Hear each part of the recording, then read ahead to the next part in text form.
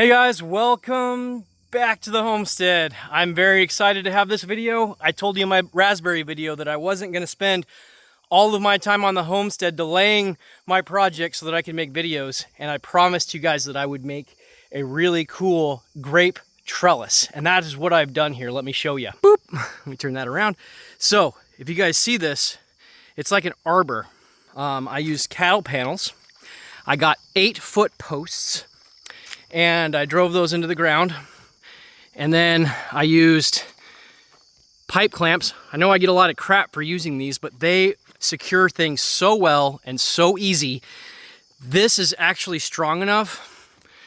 I hung on it, and I'm like 210 pounds, and it can support my entire weight. So it's definitely gonna be able to support grapes. Now, I learned from my muscadines that grapes really do struggle with weed competition. So I have 2 regular French-American hybrid grapes. Let's see, just for prosperity, I will tell you the varieties. This is a Niagara grape. I believe that is the white or green grape. And then I have this one right here, which is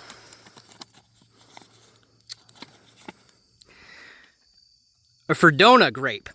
Also, I did a quick Google search on those. They're supposed to be good for East Tennessee. I will report out on this.